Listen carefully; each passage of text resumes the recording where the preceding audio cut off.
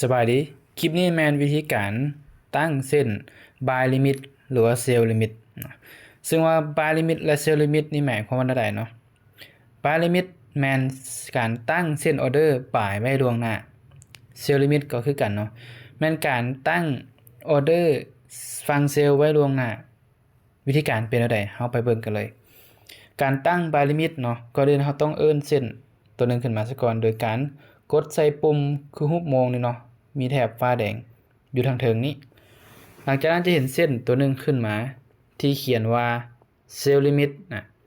ถ้าเฮาเลื่อนลากเส้นตัวนี้ลงมากายราคาปัจจุบันเส้นจะกลายเป็นเส้น buy limit เนาะถ้าเลื่อนขึ้นไปคืนก็เป็น sell limit ก็คือการ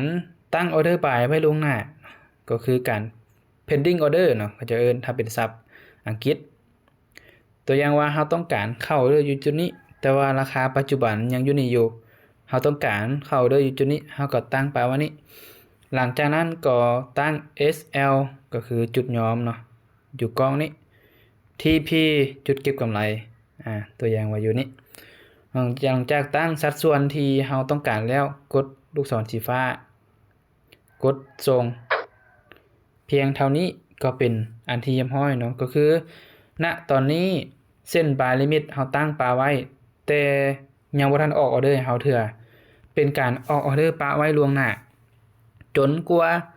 ราคาปัจจุบันนี่นะแล่นลงมาต่ำหรือว่าเกาะเส้น buy limit ของเราออเดอร์นี้จึงค่อยเปิดทำงานอัตโนมัติโดยที่เราบ่ได้มากดเปิดออเดอร์อยู่แถบนี้เนาะอยู่หม่องนี้เนาะอันนี้คือการตั้งออเดอร์บ่ายไว้ล่วงหน้าถ้ากราฟย้อนลงมาต่ำปุ๊บแล้วแลนขึ้นมา TP ก็คือกำไรถ้าออเดอร์เฮาถ้าราคาแลนมาต่ำออเดอร์เฮาปุ๊บแล้วแลนลงหลุมต่ำ SL ก็คือขาดทุนนั่นเองอันนี้ก็คือ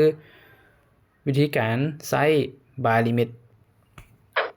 ถ้าว่า sell limit เด้นะถ้าเราต้องการเซลแต่ราคายังมาบ่ทันฮอดเราต้องการเซลเราสามารถตั้งไว้ล่วงหน้าตัวอย่างว่าตั้งไว้ราคานี้กด SL ขึ้นมาจุดยอมไว้เทิงนี้ TP ไว้ลุมนี้หลังจากนั้นกดลูกศรสีฟ้าแล้วกดส่งเพียงเท่านี้ก็สำเร็จเนาะก็คือเซลล์ลิมิตก็คือตั้งออเดอร์เซลล์ไว้ล่วงหน้าราคาปัจจุบันยังอยู่นี่อยู่เมื่อใดที่ราคาย้อนขึ้นไปต่ำเส้นเซลล์ลิมิตของเราออเดอร์นี้จังค่อยเปิดเนาะจังค่อยเปิดทำงานเมื่อเปิดทำงานปุ๊บถ้าแลนขึ้นไปเลยเฮาก็แพ้แต่ถ้าแลนมาเกาะแล้วแลนลงหลุมมาตาม TP เฮาก็คือมีกำไรนั่นเองคลิปนี้ก็คือวิธีการตั้ง buy limit และ sell limit